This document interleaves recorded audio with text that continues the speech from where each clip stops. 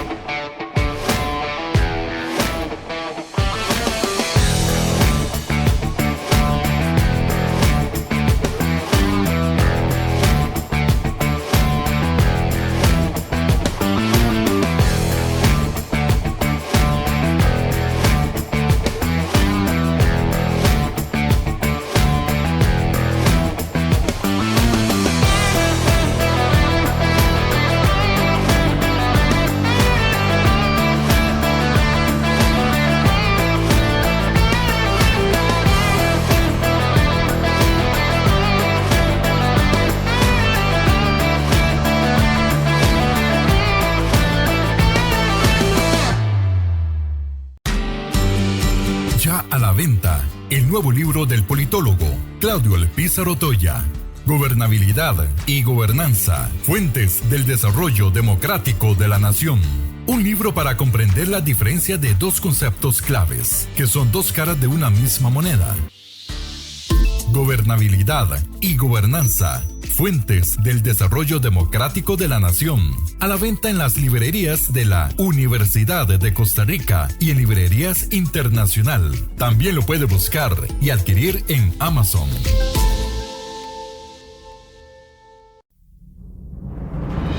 Café y palabras, porque la política sí importa.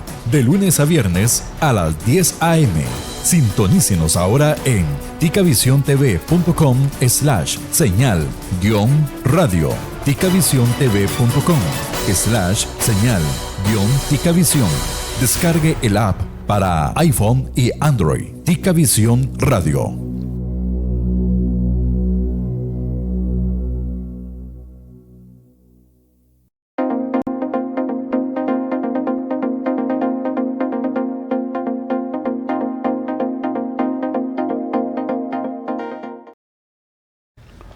Gracias por continuar en nuestra sintonía y vamos de una vez al tema. Don Francisco Alanese, tal vez me parece que es oportuno, porque inclusive hasta he visto autoridades que confunden el papel de la Procuraduría, del Ministerio Público, y aquí lo importante es el ciudadano. ¿Cuál es la función determinante del Ministerio Público? ¿Cuál es la función determinante de un fiscal general de la República? A ver, para comprender la función del fiscal general tenemos que ubicarnos en un contexto, ¿verdad? Es una posición frente al crimen, pero no es una posición de seguridad ciudadana. Eso tenemos que tenerlo claro. Hay tres conceptos que tiene que manejar el técnico en esto, pero que lo debe saber la población. Se habla mucho de política criminal, de política de persecución, de política de seguridad, como si fuera la misma cosa. Y son cosas distintas. La política criminal es la que fija la Asamblea Legislativa cuando nos dice qué conducta es delito y cómo se va a castigar. A partir de aquí surgen dos políticas. La de prevención o de seguridad ciudadana, que le corresponde al presidente de la República, y la de persecución penal, es decir, perseguir los delitos cometidos, que le corresponde al fiscal general. Entonces, si es de prevención, al presidente le corresponde evitar que los delitos se cometan. Y al fiscal general le corresponde perseguir a quienes cometieron los delitos, es decir, cuando ya fracasó la seguridad, cuando la seguridad no funcionó. Tampoco vamos a pensar que ahí va a haber seguridad 100%, ¿verdad? Siempre habrá delitos, siempre habrá espacios que no pueda cubrir la seguridad. Lo malo es cuando la inseguridad es mayor que la seguridad.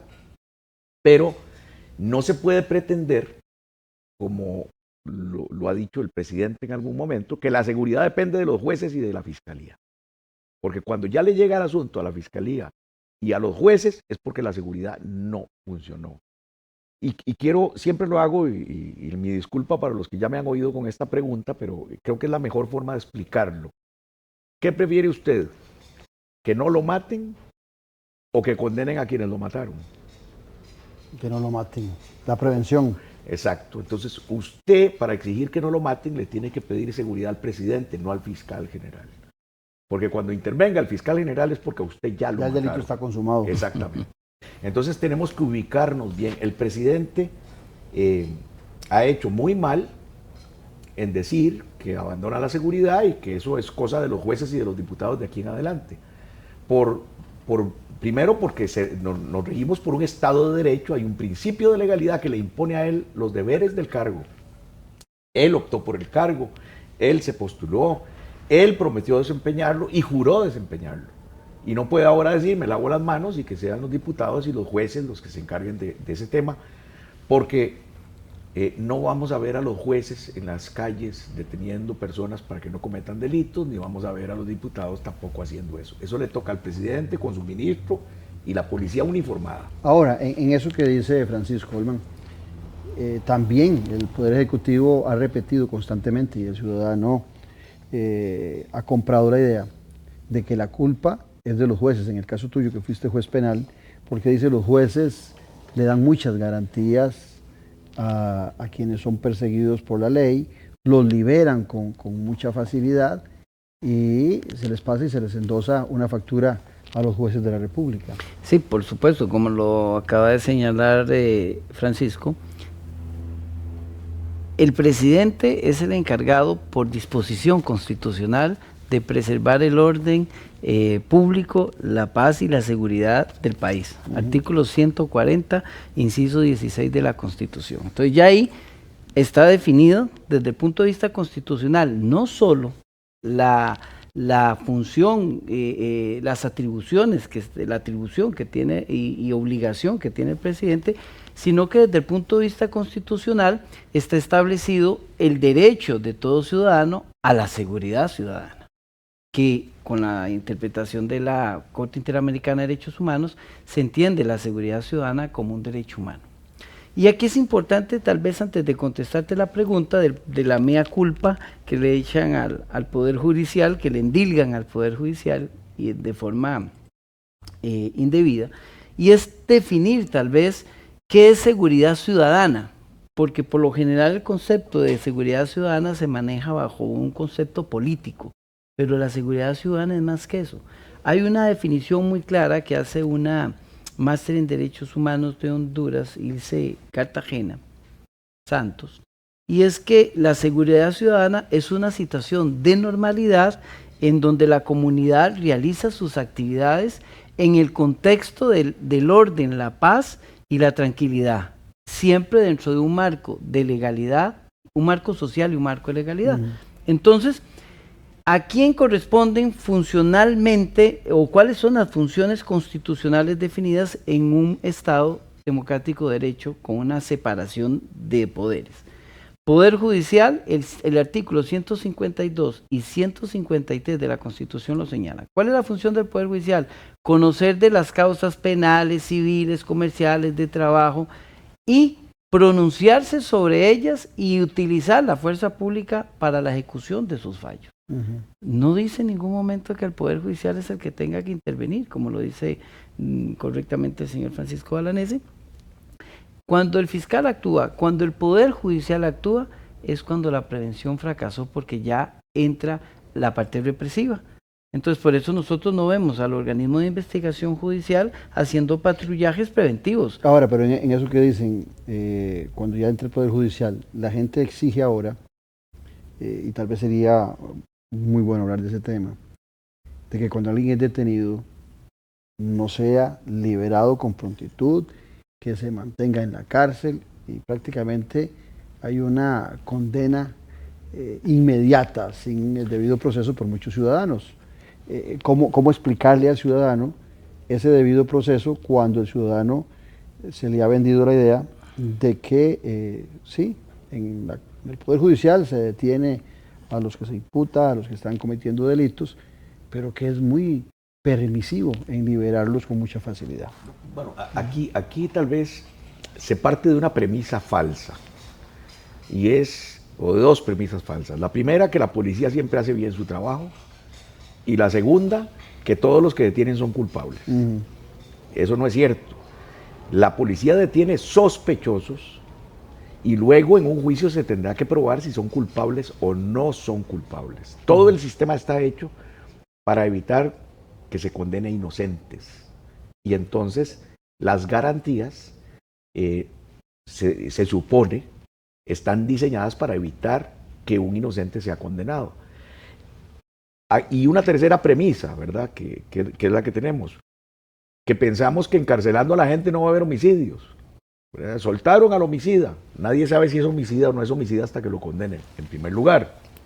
Y segundo, no es cierto que tengamos un solo homicida o que tengamos pocos homicidas. En este momento hay casi 900 homicidios y yo no creo que sea un solo grupo, ni que sean 10, son decenas de homicidas los que tenemos ahora.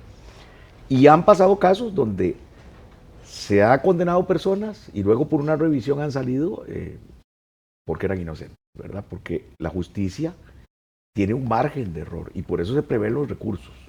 Entonces no podemos partir del hecho de que se suelta a personas. El presidente Chávez ha sido muy insistente en esto, que hay inseguridad porque se suelta a las personas. Sí.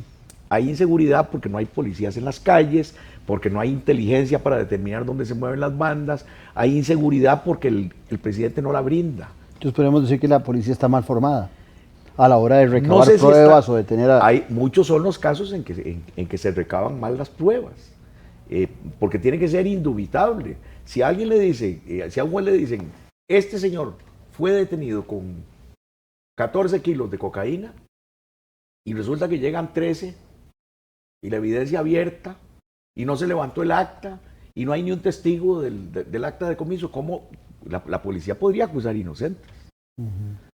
¿Verdad? Este es el problema, y eso no es porque nosotros lo inventamos, es que la historia universal nos ha demostrado que cuando la policía no ha tenido límites, la policía ha incurrido en excesos y se han acusado inocentes, ¿verdad? Está el caso Conlon en Inglaterra, está aquel caso famoso que se me olvida ahora el nombre, que dio lugar a una serie de televisión que se llamaba El Fugitivo, donde se condenó a un inocente sacándole una confesión bajo tortura. Y nosotros hemos tenido casos como el crimen de Colima, que termina revisándose y declarando inocentes a los imputados después de muertos, ¿verdad? Tenemos el caso de la Virgen de los Ángeles. También. Entonces, no es un tema fácil, como que decimos, la policía lo detuvo y es culpable. No. La policía lo detuvo y vamos a ver si es culpable. Y en ese mismo marco, Olman, vos que fuiste juez penal, ¿cómo toma las medidas el juez? ¿Con base a qué legislación? Porque también los ciudadanos dicen, mira, le dijeron nada más que entregue el pasaporte porque puede salir del país, como que no pudiera salir caminando y sin pedir permiso, como que tenga que salir solo por el aeropuerto. Ese tipo de cosas se las cuestiona el ciudadano. Ok, aquí hay una premisa importante que señalar. Conciliar seguridad y libertad en un Estado, en una democracia, es difícil, ¿verdad? Es un asunto complejo.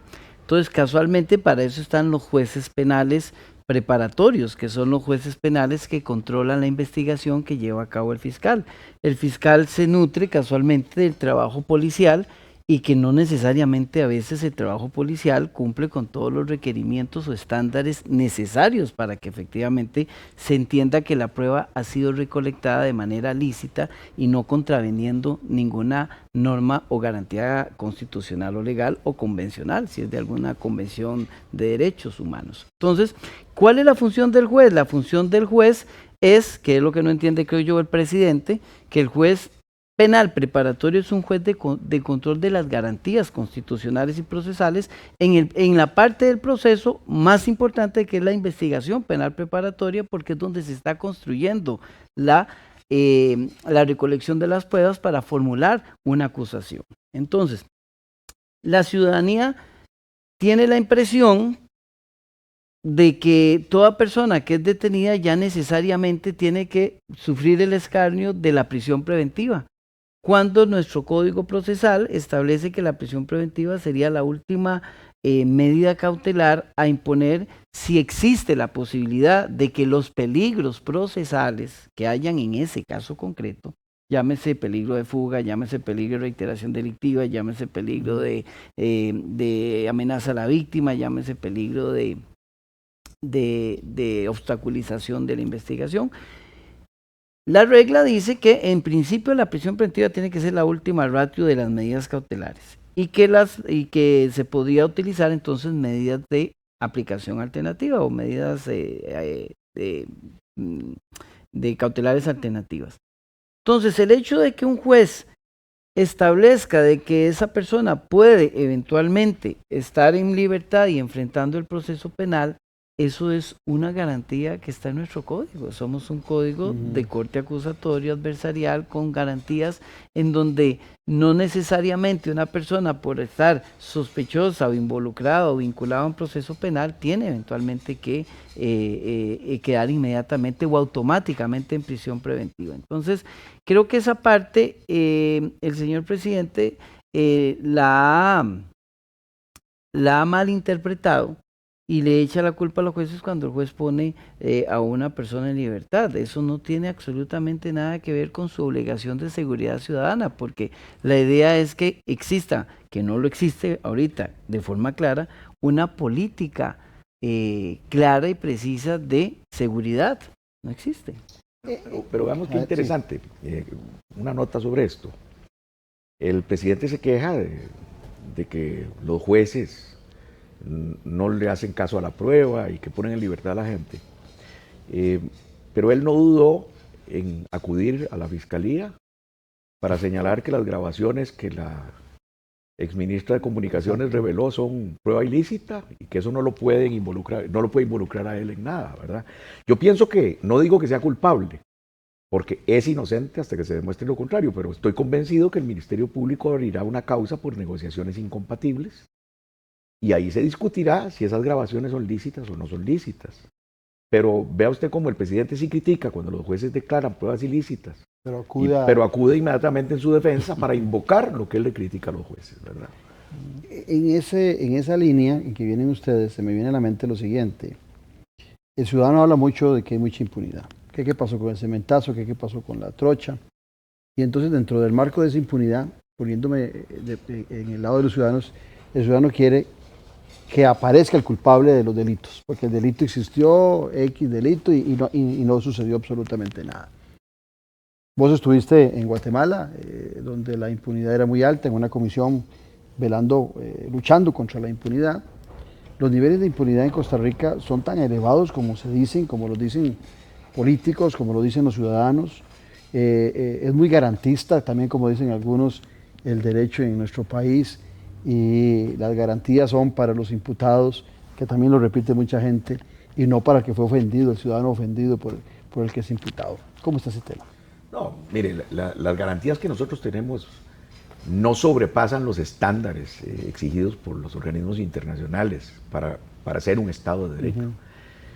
Que los juicios se atrasan, bueno, se atrasan porque, sobre todo en delitos económicos, las investigaciones son muy complejas. Yo siempre le digo a mis alumnos que yo prefiero un homicidio, porque ahí tengo las primeras evidencias, las huellas, sangre, pólvora, el arma, que un delito económico donde no tengo escena del crimen. Lo que tengo son contratos, cheques, vales, transacciones, adjudicaciones, todo con un barniz de legalidad exquisito, porque se hace para eso y necesitamos peritos. El que se cae es porque es muy torpe. No porque es muy torpe, pero sí se requiere, primero, mucho tiempo, se requiere peritos muy avesados y mucho análisis criminal. Y eso lleva su tiempo. No es muy fácil. No es muy fácil. En cualquier ministerio público, a los fiscales novatos los tendría investigando homicidios y los más avesados en delitos económicos, lavado de dinero, corrupción. Cualquier ciudadano pensaría que es al revés. Cualquier ciudadano pensaría que es al revés, pero no es cierto. Porque, ¿qué hace uno cuando se topa todos esos actos en apariencia legales y no hay ningún indicio de nada? Tiene que venir el perito y nos diga, vea, aquí esto está malo, aquí estos números no coinciden, esta plata no llegó a donde tenía que ser, y esa es una parte contable, financiera, que no se puede superar si no es con los peritos, como le digo, muy avesados, gente muy bien formada, ¿verdad?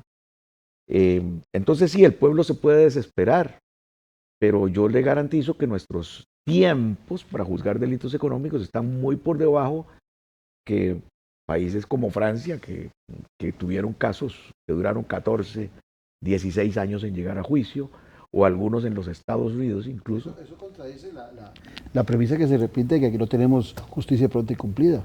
Debería ser más pronta. Okay. En eso tenemos que estar muy claros. Pero comparativamente. Es que, claro, comparativamente no estamos mal. Lo que yo sí creo que tiene que haber una justicia más pronta. No puede ser que ciudadanos tengan que pasarse 10 o 20 años esperando una sentencia. Ni es justo para los acusados, ni es justo para el pueblo. Tiene que haber una definición pronta. Eso requiere una inversión de dinero. Y cada vez se le quita, al Poder Judicial cada vez le cargan más cosas. Desde que se dijo que tenía el 6% de los ingresos, se creó la jurisdicción agraria, la jurisdicción de familia,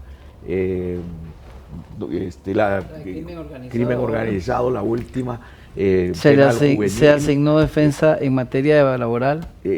Y defensa en materia laboral, se le tiene al OIJ, que no lo tenía, Ministerio Público, que no lo tenía. Y un 6% es un veremos, porque depende del crecimiento económico también del país. Exactamente. Bueno, pero aparte de eso, aparte de todo esto que le cargan, todas las leyes, o casi todas, tienen un capítulo al final que dice delitos y sanciones. Entonces son más expedientes y nadie que estudie el impacto de cuánto va a costarle eso al Poder Judicial.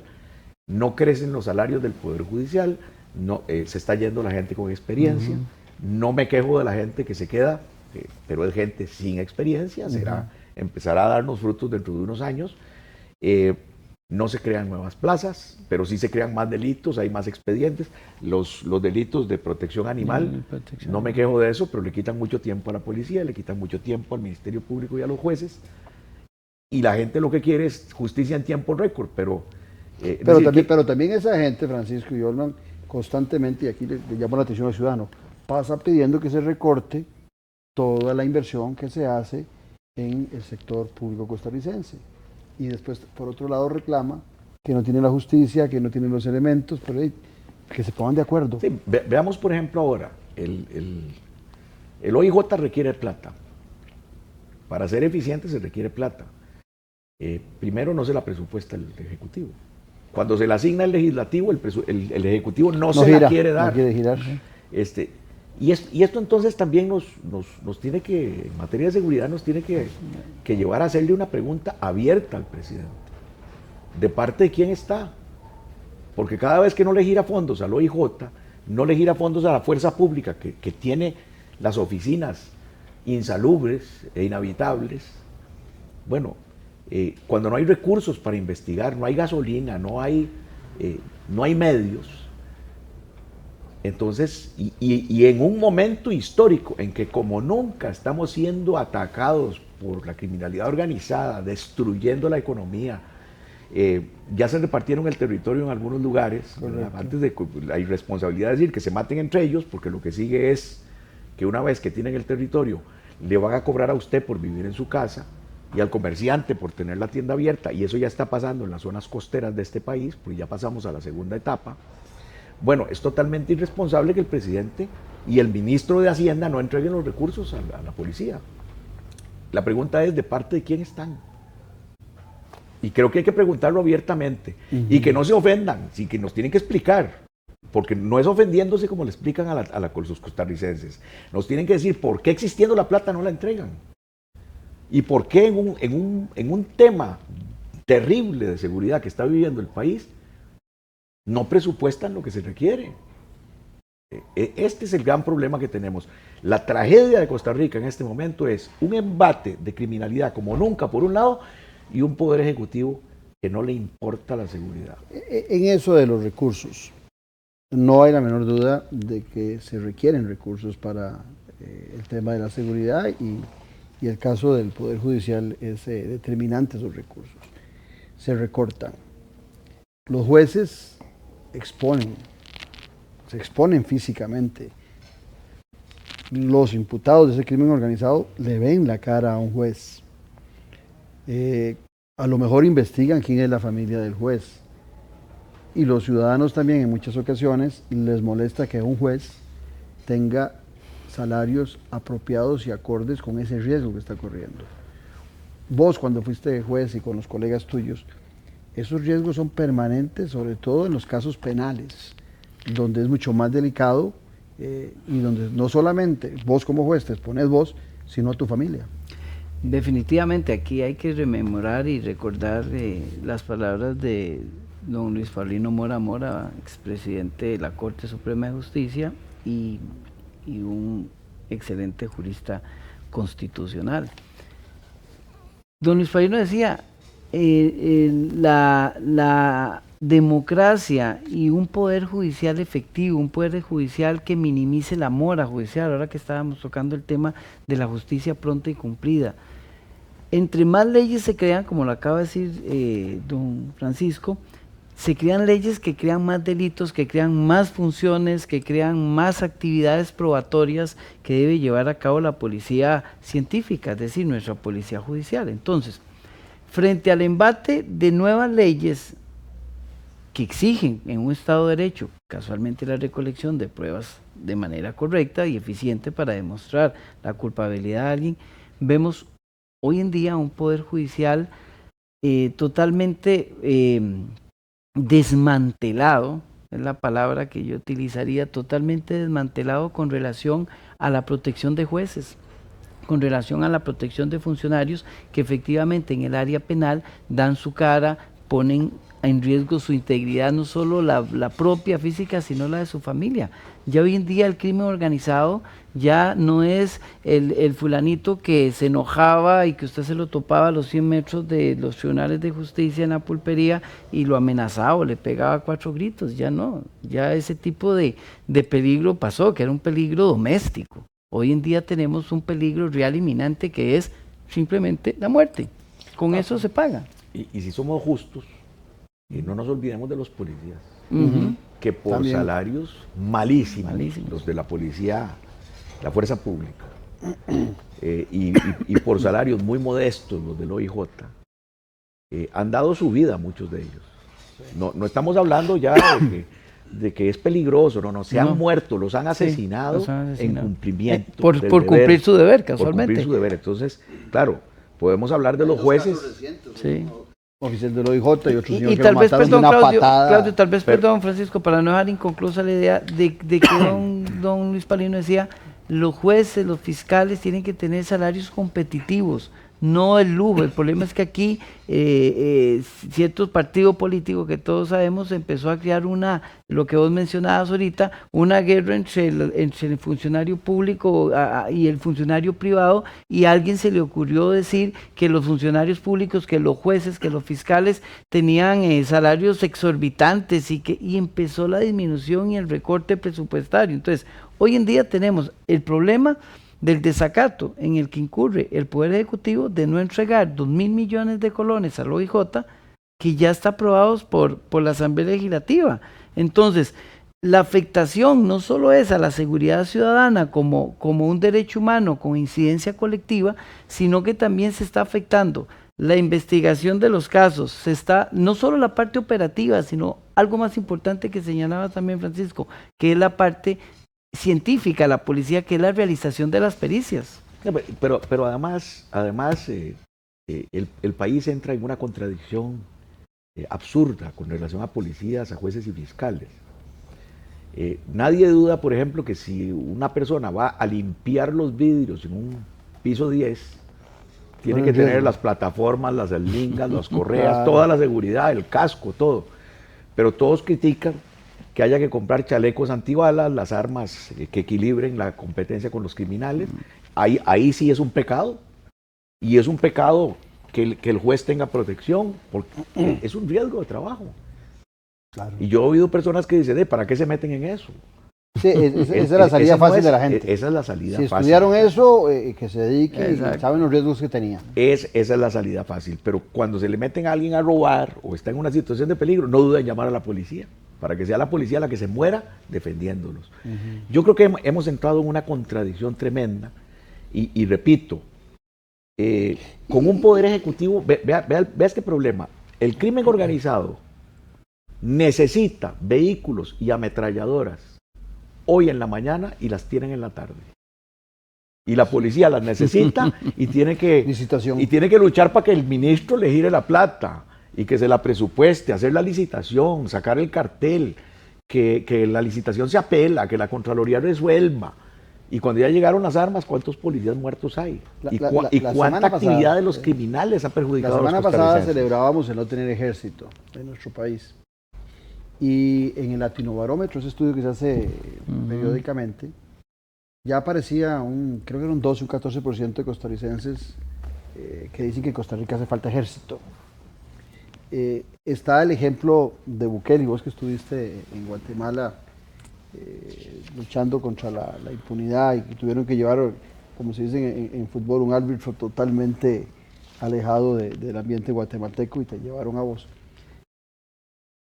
Esa idea del ciudadano costarricense ha venido creciendo, de que el mayor defecto que tenemos, que esa idea de no tener ejército es exactamente lo que nos está, como se dice popularmente, jodiendo. Pero al final de cuentas, no se requiere un ejército si se tiene una policía bien preparada y bien instruida. Vea, nosotros nunca hemos visto al ejército de Estados Unidos deteniendo criminales Exactamente. adentro de Estados Unidos, ni a los ejércitos europeos, excepto cuando fueron dictaduras, en España, Sí, en en el Italia. tiempo de Franco. No, vea, el ejército lo metió México en la frontera norte a pelear con los carteles, y ya llevan más de 600,000 muertos, los carteles van ganando y no se resuelve el problema.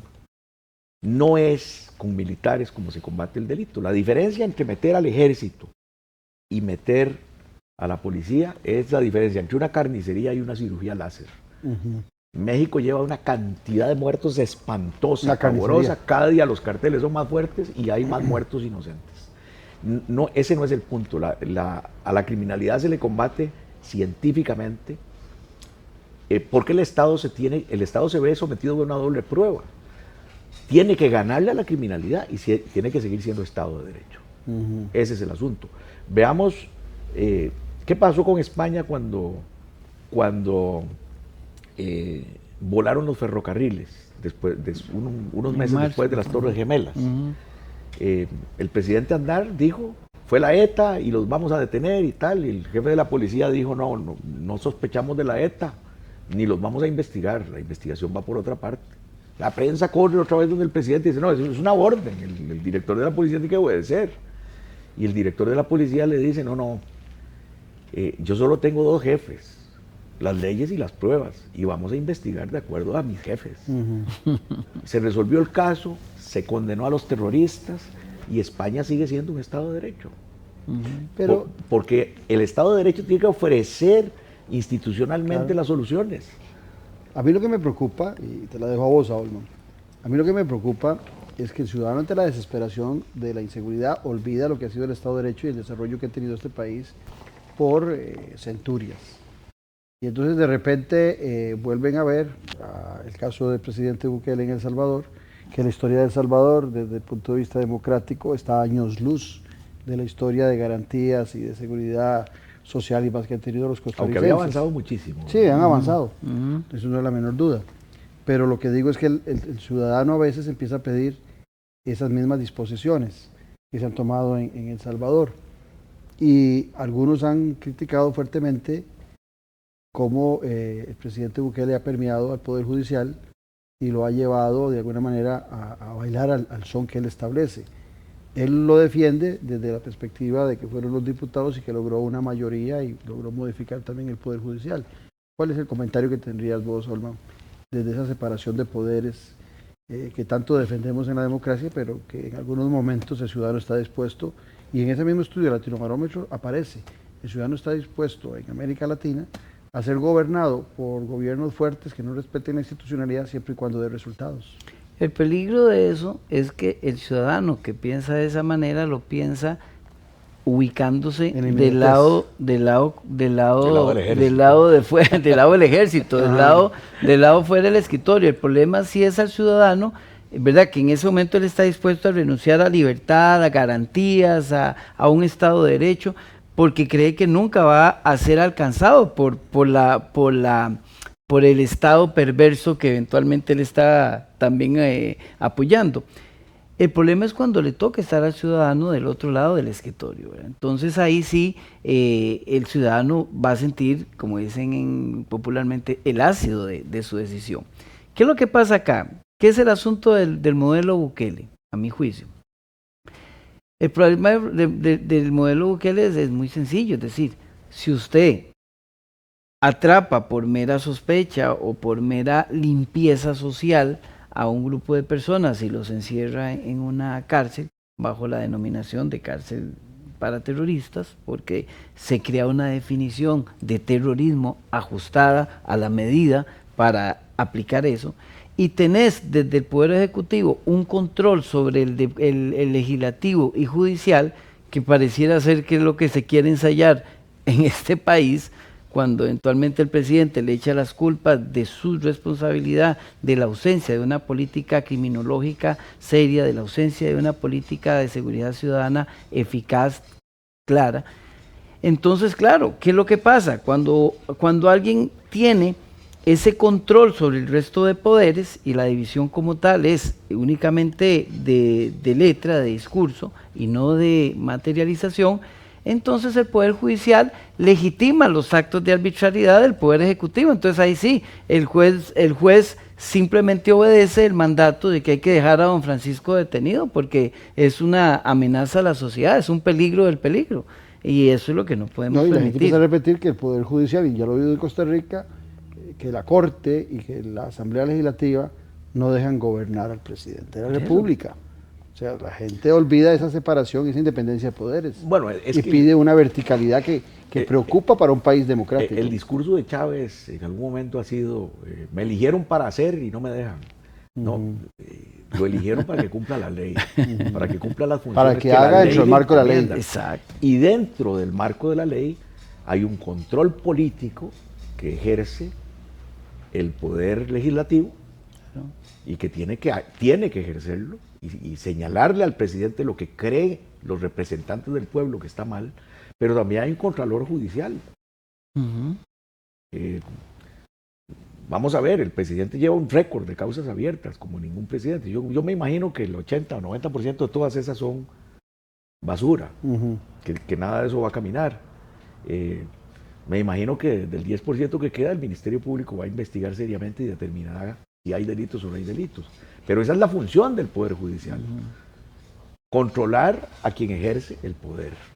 Sí, partiendo de aquella premisa que el poder absoluto corrompe absolutamente. Sí, el poder corrompe y el poder absoluto corrompe absolutamente. Quiero señalar una cuestión con el tema de Bukele.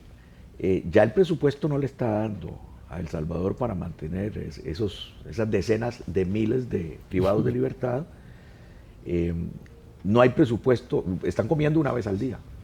No hay presupuesto para llevarlos a juicio. Y se han muerto más de 180 personas en las cárceles. En cuenta una gravísima que me enteré, una señora que estaba en tratamiento para el cáncer, se la llevaron por el simple hecho de tener un tatuaje, porque eso es todo, eso es lo que basta para meterlo a la cárcel, y ahí se murió sin tratamiento. Y entonces, cuando se ve todo eso y se dice desde afuera, con una maquinaria de propaganda de Bukele hacia el exterior, que todo está muy bien, todo el mundo aplaude. Pero cuando son los parientes de los que están ahí presos, de los que no los ven en meses, que no saben nada de ellos, aislados. Una persona con síndrome de Down, sin posibilidades de hablar ni de defenderse, meses ahí, que si no hubiera sido porque lo auxiliaron los otros reos, habría muerto. Bueno, ¿qué pensarán los costarricenses de eso? ¿Hacen falta cárceles en Costa Rica? Mire, sí hacen falta cárceles, pero hace falta de todo. Nosotros ¿Y de quién es la responsabilidad de construir las cárceles? Del Poder Ejecutivo. Claro. ¿Verdad? Que también había otra cosa, ¿verdad? El presidente ha manejado también el discurso de que sacan a los reos de las cárceles. Eso lo hace el ministro de Justicia. Eso te iba a preguntar. No lo hacen los jueces, el que libera a los presos o que les corta la pena de acuerdo a lo que establece la ley y decide si sí o si no, es el ministro de Justicia, ¿no es cierto? Es el ministro de Justicia. Vea, yo que es del Poder Ejecutivo. Hace unos días le decía a mi esposa que estoy releyendo 1984. Ah, qué bueno. Había un Ministerio de la Verdad que lo que hacía era convertir las verdades en mentiras para justificar al gobierno, ¿verdad? El doble pensar, que era el que inclinaba a las personas a ver la verdad, pero creer en la mentira. Y otros mecanismos que se vienen describiendo en la novela, que finalmente convencen a... Son muy actuales. Son muy actuales, es decir, estamos en 1984, tenemos un gobierno de un gran hermano, ¿verdad? Como el de 1984, y Dios libre a alguien hable del gran hermano, porque entonces va a ser perseguido, ¿verdad? Eso pasó con don Álvaro Ramos de la Caja del Seguro, pasó con la señora del PANI, con la ministra de Comunicación, ¿verdad? Estamos viviendo la novela de 1984. Exacto. Olman, vos sos especialista y te has especializado en los temas de derechos humanos desde la perspectiva judicial. La gente también dice, esos benditos derechos humanos. Son derechos humanos para los que están delinquiendo y para los ciudadanos honestos y honrados no hay derechos humanos. ¿Cuál es la respuesta a eso? A mí me parece que, bueno, los derechos humanos son de todos, no son solo de un sector o de un grupo de ciudadanos. Estoy totalmente de acuerdo en el sentido de que los derechos humanos, o sobre pretexto de los derechos humanos, tampoco se puede entrar en abandono de obligaciones del Estado, de crear seguridad ciudadana, que la seguridad ciudadana es crear el ambiente propicio al ciudadano para que se desarrolle social, económica, cultural, civilmente en todos sus derechos. Entonces, yo creo que en Costa Rica esta situación que nos enfrenta hoy a una oleada de crimen indiscriminada, a un tsunami de sangre, nos tiene que poner a reflexionar, no en renunciar a derechos. Jamás podemos echarnos para atrás, y los derechos humanos son progresivos, tienen que ir hacia adelante, no pueden jamás entrar. Pero congeniar los derechos humanos con la efectividad de la ley, que es otra cosa. Es decir, entonces yo creo que acá tenemos que, no es creando más leyes y no es creando penas más altas, porque al final ni derogando derechos, no es creando eso, ni derogando derechos, ni con penas más altas, porque no se trata de eso, se trata de atender el origen de la causa criminal que tenemos. ¿Cuáles en este momento los factores que nos están azotando nuestra sociedad? La educación está por los abandono suelos. De la educación, Abandono 40% de la educación, de muchachos, ausencia de puestos de trabajo, la disfuncionalidad de las familias, malos servicios de salud. Malos servicios de salud. En este momento nosotros tenemos y un crimen organizado tentando claro, que hay dinero. Entonces el chico que abandona la educación es el que se recluta sin mucho convencimiento, porque hoy en día los chicos quieren todo, andar las mejores camisas, las mejores tenis y andar y eso podrá don Francisco hablarnos sobre lo que es el sicariato, ¿verdad? Ni siquiera tenemos que hablar de las mejores marcas. Cuando hay abandono de la población y se vive sin esperanza de progreso ni de ascenso social, como decía un autor, las personas nacen en un universo condenadas a nacer, morir, crecer y morirse en pobreza.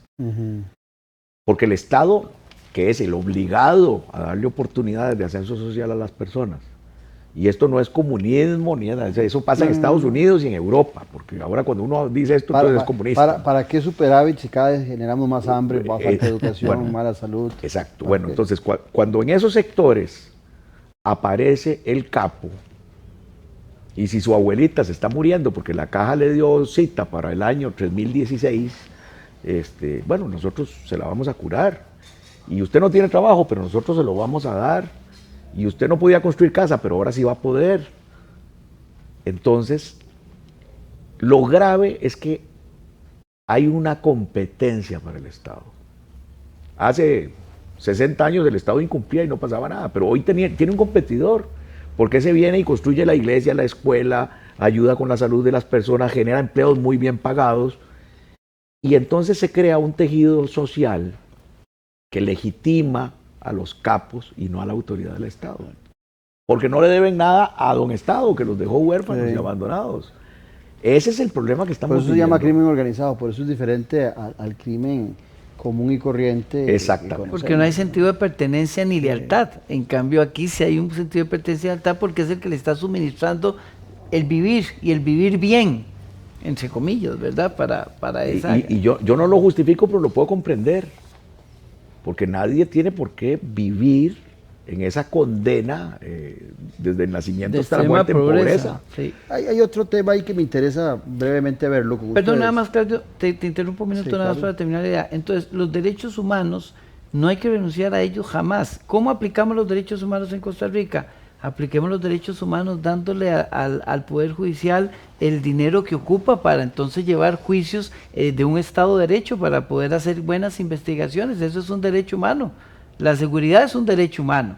Entonces, démosle los derechos humanos. Los derechos humanos no pueden ser nunca un obstáculo para nadie ni para nada. Pero también dando ascenso social. Exacto. Sí, claro, crecimiento. Que, no tenga, que el crimen organizado no pueda competir con el Estado. Sí. No, lo que les iba a hacer era una consulta que es rápida, es breve, pero creo que es importante en este programa que ha estado tan bueno, desde mi perspectiva, aclararlo. Que los ciudadanos parten de que los jueces o el fiscal, como vos fuiste juez, son subalternos y reciben las órdenes inmediatas de la Corte Suprema de Justicia de los magistrados, lo cual no es cierto. Hay una independencia total para el juez y para el fiscal. Cada juez es el Poder Judicial. El Poder Judicial no es la Corte Suprema. La Constitución lo dice claramente, el Poder Judicial lo forman la Corte Suprema de Justicia y los demás tribunales que establezca la ley. Cada juez es el Poder Judicial. es tan Poder Judicial como la Corte Suprema. Cada uno en el ámbito de su competencia y en su posición en el organigrama. El fiscal general es independiente. Los fiscales trabajan por delegación del fiscal general, son sus representantes. El independiente y el titular de la acción penal, de la persecución, es el fiscal general. Los únicos que ahí sí son dependientes y no tienen posibilidad de decidir si no seguir las órdenes del fiscal general son los fiscales subalternos. Pero cada juez es independiente y Dios libre no fuera así. Porque entonces el ciudadano tiene que ir donde un juez que no lo va a oír, porque al que va a oír es al jefe, que le dice, mire, este es amigo mío, resuélvale a la Trátelo bonito. Trátelo bonito, ¿verdad? A propósito, ¿verdad? Dele un gustito. Dele un gustito, sí. Bueno, Dios libre, los jueces no fueran independientes. Independencia no significa irresponsabilidad o arbitrariedad, no significa que hay un marco legal donde el juez va a tomar una decisión dentro de ese marco legal, que ni siquiera es discrecional, como dijo el presidente. Es un marco reglado, ¿verdad? Dentro del cual tiene cierta libertad para aplicar un criterio de justicia según la interpretación de la ley, no porque él quiera, sino porque la ley le marca un límite. Vos estuviste en la comisión del Colegio de Abogados que estaba viendo el tema de seguridad. Sí, en la Comisión de Crimen Organizado y Seguridad. Y para ambos es la pregunta, pero lo acabo de recordar que vos estuviste ahí. Habían 5 proyectos que había presentado el Poder Ejecutivo: limitar las medidas cautelares, otro de extradición, uno de trato igual a los menores de edad cuando participan en crimen organizado, intervenciones telefónicas y tenencia de armas. ¿Tuvieron la oportunidad de hojearlos y tienen alguna posición al respecto? Mira, perdón, sobre ese tema, no, lo que sí sé es que otro de los proyectos que presentó la Comisión de Crimen Organizado en su momento, que tenía que ver con la no rotulación de vehículos utilizados para la investigación, que se eliminara, porque hay un contrasentido en la ley de que se obligó al OIJ a tener que rotular los carros y ponerles placas. Entonces el crimen organizado tiene toda la planilla, de placas del OIJ y lo saben. Por eso el homicidio de los 2 oficiales, de lo que pasó allá el día que estaban en la vigilancia, que les llegaron, ¿verdad? Inmediatamente y seguramente verificaron que era un carro de la policía. Inmediatamente. Entonces, tengo entendido que ayer se aprobó, no sé si fue ya en segundo debate o en primer debate en asamblea, esa modificación. Con relación a los proyectos, con todo respeto, creo que los proyectos que el Ejecutivo está presentando no resuelven de forma inmediata lo que se ocupa para acá. Esos temas pueden eventualmente irse desarrollando posteriormente. En este momento urge aprobación del proyecto de ley que hay sobre el gota a gota, que también es un fenómeno criminal, que es crimen organizado, que nos está matando ciudadanos. ¿A causa de qué? De la pobreza y de ese estado que ya no solo lo tiene sumergido al ciudadano costarricense en una extrema pobreza, sino que también lo obliga a tener que ir a buscar dinero prestado a esta mafia, a las mafias organizadas.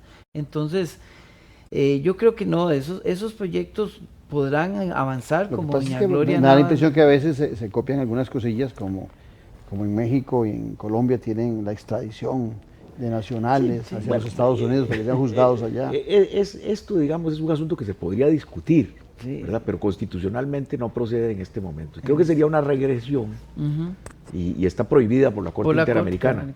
Pero más allá de esto, lo que yo quiero señalar es que yo soy muy crítico de los Estados Unidos, pero los Estados Unidos son una gran democracia, tiene sus virtudes extraordinarias. Así es.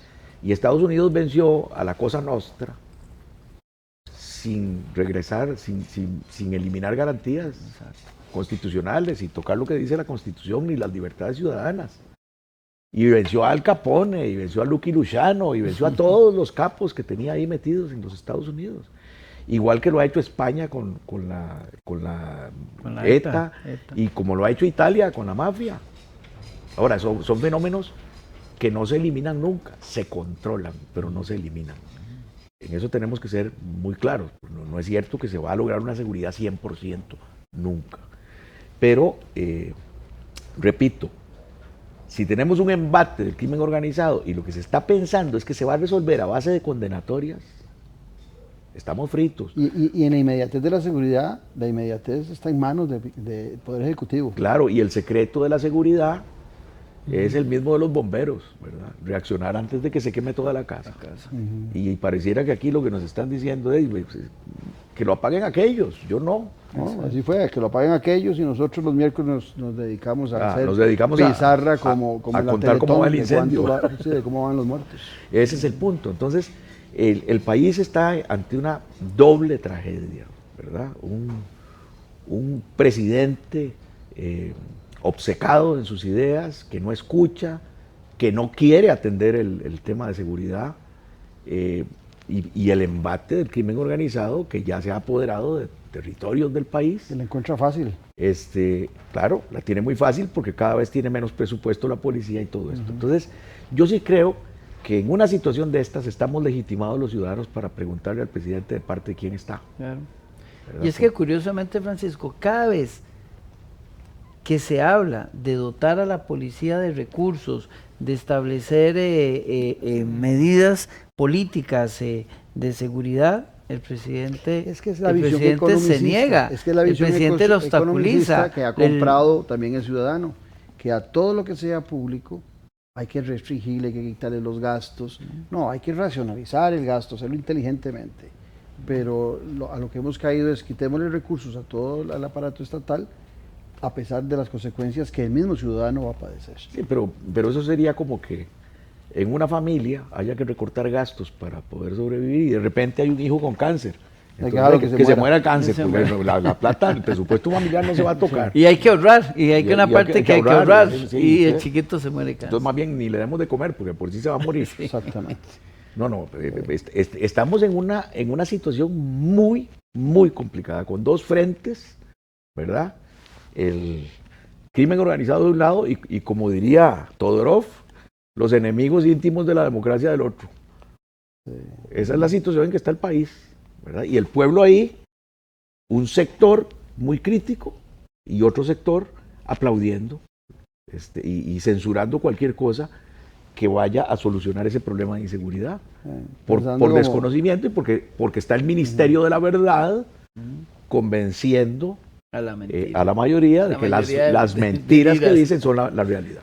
Y como decía Olman también, para concluir, pensando que ellos están del lado del frente del escritorio, no del lado de atrás del escritorio, exactamente.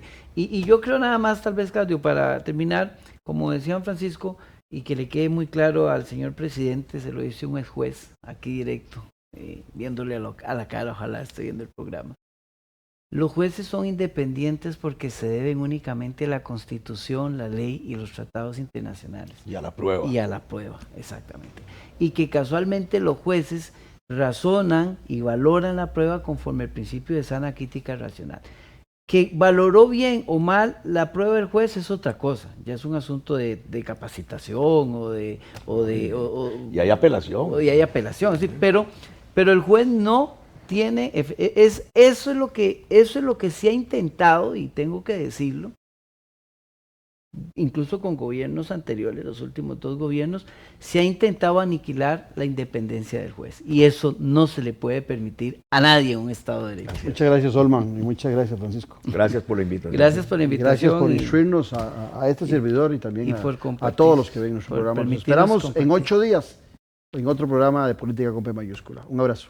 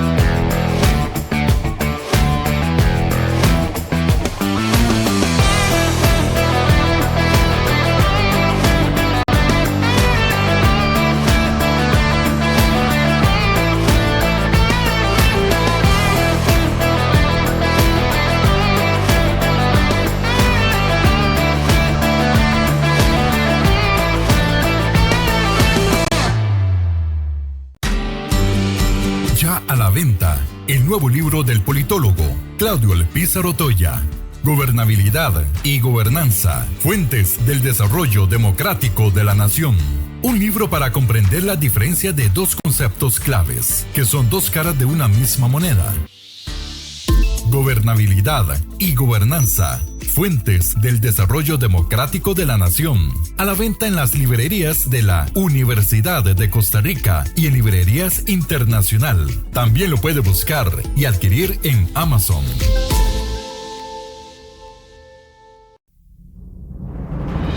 Café y palabras, porque la política sí importa. De lunes a viernes a las 10 a.m.